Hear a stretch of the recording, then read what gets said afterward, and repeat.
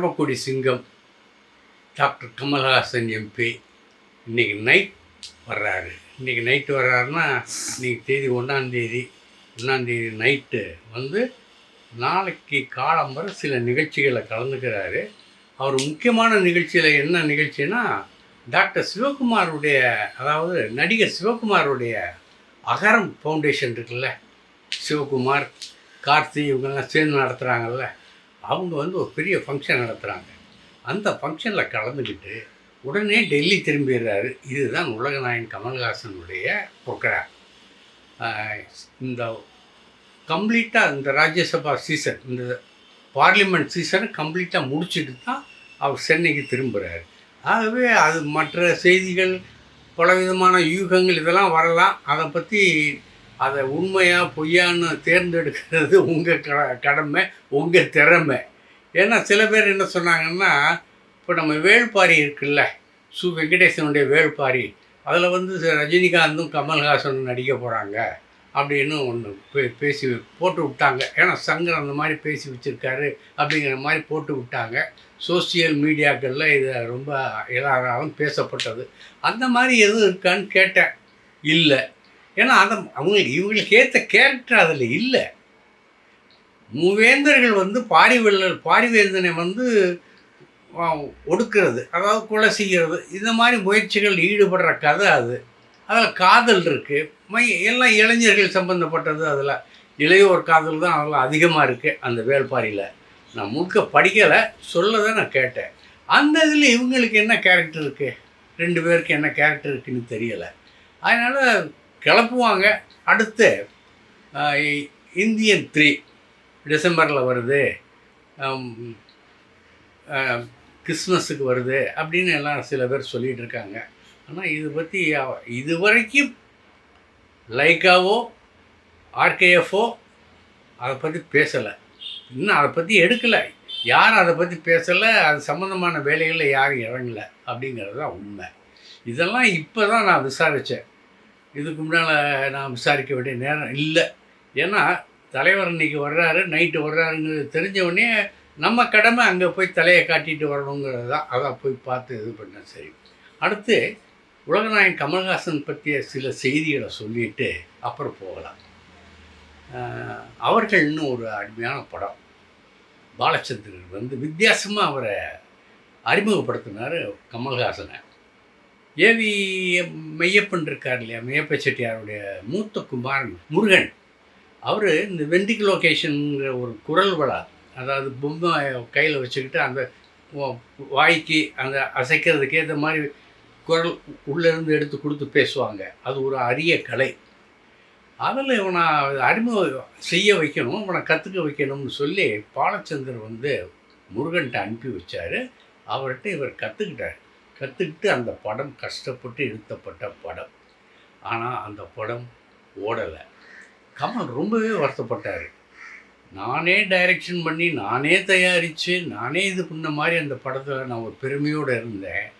ஆனால் அந்த படம் ஓடலை, ரொம்ப வருத்தமாக இருந்தது அப்படின்னு. இந்த தக் லைஃபுக்கு கூட அவர் இவ்வளோ கவலைப்படலை. பட் அவர்கள் அந்த படத்தில் தோல்வி அடைந்ததுக்கு அவ்வளவு வருத்தப்பட்டார். காரணம் அதில் அவ்வளோ விஷயம் இருந்தது, அவ்வளோ கஷ்டம் இருந்தது. யாருமே இந்த மாதிரி வெண்டிலோகேஷன் வந்து குரல் அந்த தொண்டையிலேருந்து பேசுகிற அந்த இது யாருமே அது வரைக்கும் தமிழ் சினிமாவில் இல்லை, இந்திய சினிமாவிலே யாரும் செஞ்ச மாதிரி தெரியலை. அது ரொம்ப கஷ்டப்பட்டது, அவர் மன உளைச்சலை கொடுத்தது. இருந்தாலும் அதை மாறுறதுக்காக என்ன பண்ணார்னா, ஆடுபுலி ஆட்டம்ங்கிற படத்தில் நடித்தார். அந்த ஆடுபுலி ஆட்டத்தில் வந்து ரஜினிகாந்த் நடித்தார். அப்போல்லாம் செட்டுக்கு வந்தார்னா, கமல் சார் வந்தார்னா ரஜினிகாந்த் எந்திரிச்சு நின்று வணக்கம் சொல்லுவார். அந்தளவுக்கு ஒரு மரியாதை இருந்தது அந்த நேரத்தில். காலங்கள் மாறும், 2 பேரும் சம அளவுக்கு வந்துட்டாங்க. அப்படிங்கும்போது அது 2 சமத்துவம் ஆயிடுவாங்கல்ல. இவர் வந்து அவர் கை கொடுக்குறது, அவர் வந்து அவர் கை கொடு, அதோட அப்படின்னு அந்த மரியாதை இன்னும் இருக்குது. 2 பேருமே அந்த மரியாதை இருக்குது அவங்கள்ட்ட.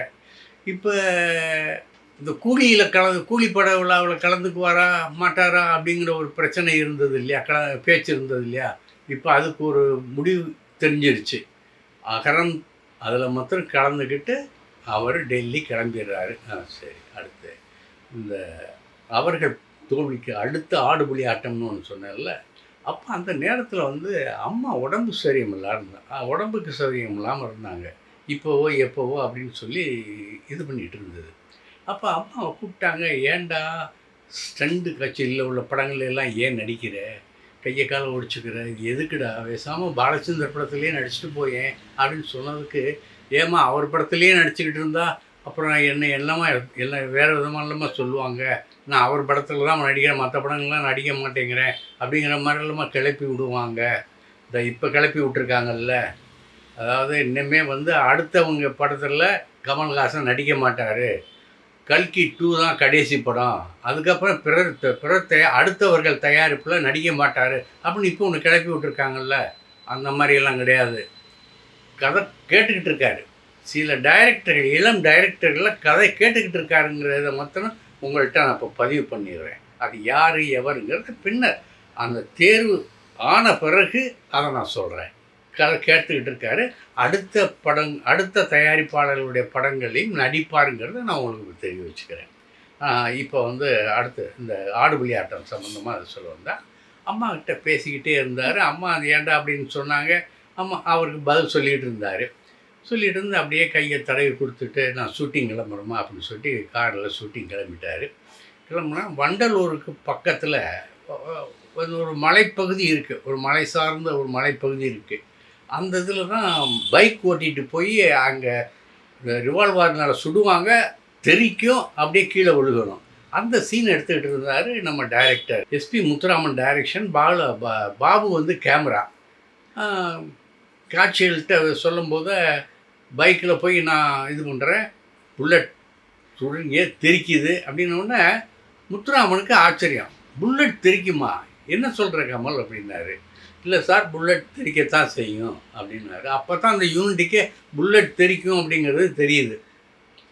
சீன் ஒரு பைக் ஓட்டும் போது முத்துராமன் வந்து ரிஸ்க்கு எடுக்காத, டூப் போட்டுடலாம் அப்படின்னாரு. அவர் என் பக்கம் டூப்புங்கிறதே வரக்கூடாதுன்னு சொல்லி அந்த படத்தில் உள்ள எல்லா காட்சிகள்லையுமே அவரே நடித்தார், அவரே இது பண்ணார். பைக்கிலேருந்து அப்படியே தாவி கீழே விழுகிற கட்டம் சீன் ஓகே, டாப் பிரமாதமாக வந்திருக்குன்னு பாபு கத்துறாரு. சூப்பர் கமல், சூப்பர்ரா அப்படின்னு பாராட்டினோடனே, ஆனால் யூனிட்டில் உள்ளவங்க யாருமே அதை ரசிக்கலை. காரணம் என்னன்னா, திருநாவுக்கரசு, அதாவது கார் டிரைவர், கமல் சாருடைய கார் டிரைவர், அவர் வந்து அம்மா இறந்து போயிட்டாங்கிற தகவலை சொல்கிறாரு. எவ்வளோதான் பிரமாதமாக நடித்து என்ன பிரயோஜனம், யார் கைதட்டுவா, அம்மா இறந்து போயிட்டாங்கங்கிற தகவல் வருது இல்லையா. கமல் ஒன்றும் சத்தம் போடாமல், அதாவது தன்னுடைய துயரத்தை உடனடியாக காட்டி கொள்ளாமல் மனசுக்குள்ளேயே அழுது கொண்டு அவர் புறப்பட்டு போயிட்டார். அங்கே தான், அதாவது கமல் வந்து புரட்சிகரமான கொள்கை உள்ளவர். தன் வாழ்க்கையிலும் சொந்த வாழ்க்கையிலும் அவர் வந்து அனுசரித்து போகக்கூடிய ஆள் கிடையாது. யாருக்காகவும் அட்ஜஸ்ட் பண்ணி போகக்கூடிய ஆள் கிடையாது. நான் எடுத்த கொள்கை எதுவோ அந்த கொள்கைப்படி வாழக்கூடிய ஒரு மனிதன் கமல்ஹாசன். அங்கே கொட்டி சட்டி ஏற்றிட்டு போகிறாரு. பாடையை வந்து அம்மா உடம்பை பாடை சுமந்துட்டு வர்றாங்க. சவுண்டி பிராமணர்கள் அங்கே தான் வர்றாங்க. அந்த சவுண்டி பிராமணர்கள்னு சொல்லுவாங்களாம் அதுக்கு. அந்த சவுண்டி பிராமணர்கள் இது வர்றாங்க. அப்போ கமல் எங்கே, ஆர்சி சக்தி அண்ணன் எங்கே, அவரும் அம்மாவுக்கு ஒரு பிள்ளை, அவர் எனக்கு அண்ணன், அவர் இந்த பாடையை தூக்கணும் அப்படிங்கும்போது அது அனாச்சாரம். அந்த மாதிரிலாம் பண்ணுறது சாஸ்திர விரோதம். சாஸ்திரத்துக்கு விரோதமாக நடந்தால் அடுத்த தலைமுறை விளங்காது அப்படின்னு அந்த சவுண்டி பிராமணன் சொல்கிறான். அந்த சவுண்டி பிராமணன் சொல்லும்போது கமல் ஒரு உணர்கிறார். அவன் சத்தம் போட்டு அந்த ஆள் பேசும்போது அவர் உணர்கிறார், ஒரு வாசத்தை உணர்கிறார். உணர்ந்து சரி இருக்கட்டும் அப்படின்னு சொல்லிட்டு கடைசி வரைக்கும் சக்தி அண்ணன் தான் தூக்கிட்டு வந்தவர்கள் அவர் ஒருத்தர். பாடை கீழே வச்சோன்னா அந்த குரல் கொடுத்தான் பாருங்கள், அடுத்த தலைமுறை விளங்காதுன்னு.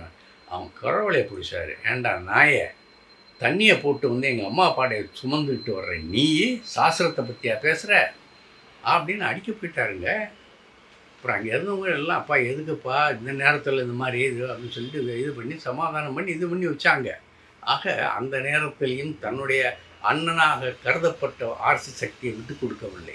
ஆர்சி சக்திக்கும் அவருக்கும் அந்த அளவுக்கு பிணைப்பு இருந்தது அப்படிங்கிறது இந்த நேரத்தில் உங்களுக்கு நினைவூட்ட கடமைப்பட்டிருக்கேன். அடுத்து இப்போ இந்த கூலி படத்துக்கு போவோம்.